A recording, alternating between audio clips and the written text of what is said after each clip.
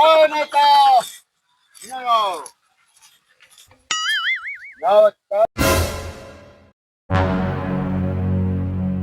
हमारी सारी समस्या समाधान करते बच्चा। तारा जन बाबा बहुत देखला भाई।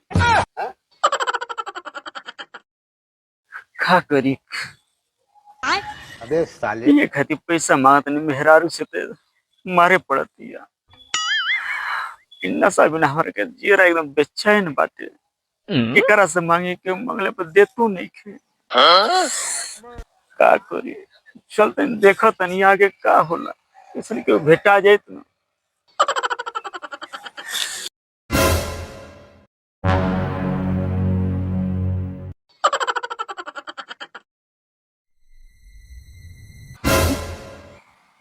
ये तो बाबा हो जब कोनो बैठल बा। चलो तनी आज यही बाबा को चुतिया बना के पैसा ऐठम ये के जुगाड़ हो जाए।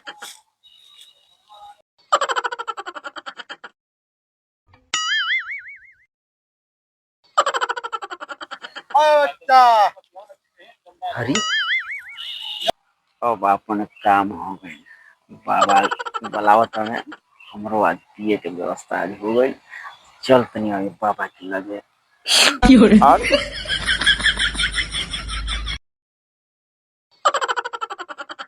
बाबा बच्चा, बहुत परेशान बानी बाबा। हाँ, कौन उपाय बताई बाबा, कौन उपाय बताई।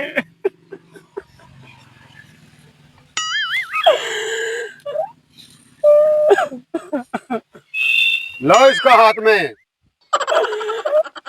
बच्चा, हाँ बाबा। तुमको तो बहुत परेशानी है। हाँ बाबा बहुत परेशानी बाबा, बहुत परेशानी। बच्चा, तू काम को लेकर बहुत परेशान हो। हाँ बाबा ये तो बात मैं सच कहता नहीं बाबा, सच कहता।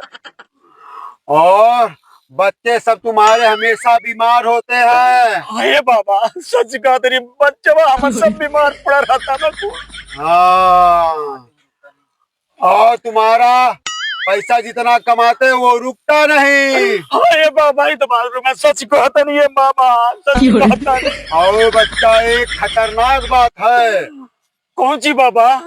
तुम्हारी औरत तुमको बहुत मारती है। हाँ ये बाबा ये तो भगवान करके बात कैसे जानिए नहीं है बाबा। हाँ ये बाबा सच कहता नहीं, बहुत मारे हमारा औरतिया। हाँ, का करी बाबा? तो उसका एक के उपाय है।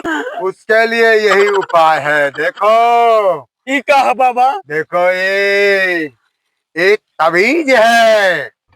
ये देखो बच्चा, एक तवीज है, तवीज। और इसको जो पहनता है, हाँ बाबा। उसका सारा कष्ट दूर हो जाता है। हाँ बाबा। हाँ, अरे तब दी बाबा, जल्दी दे दी, जल्दी। 1000 निकाली। ये बाबा हाँ, हम कहाँ से 1000 रुपया दे, 1 रुपया लगने के बाबा। हाई एक तभी अपने औरत को देना और हाई एक तुम पहनना और सारा दुख दूर हो जाएगा। बाबा ले बच्चा, 1000 निकालो। बाबा पैसा नहीं खे। अरे बिना पैसा का कौन आशीर्वाद मिलता है बच्चा? हे बाबा हाँ, दारू सारू पिए नहीं का? अरे बच्चा कैसी बात करते हो? हमको भरबंद कर रहे हो तुम? हम दारू पीने वाले सन्यासी रखते हैं। हे बाबा देखिए ना, हाँ, हम जब ले पिए नहीं ना हाँ, हमारा चैन ना मिलला। वो सब हमको पता है बच्चा। तुम बहुत बड़ा पियक्कड़ है। हे बाबा ऐसे मेहरुआ पर मारत रहे। हाँ, अरे मान लगे ऐसे है कि कुछ हो गजब के आदमी हो। हाय बाबा। अरे बच्चा, हे बाबा देखी बात है मेरा के कहा के सुनो। अरे बाप रे, अरे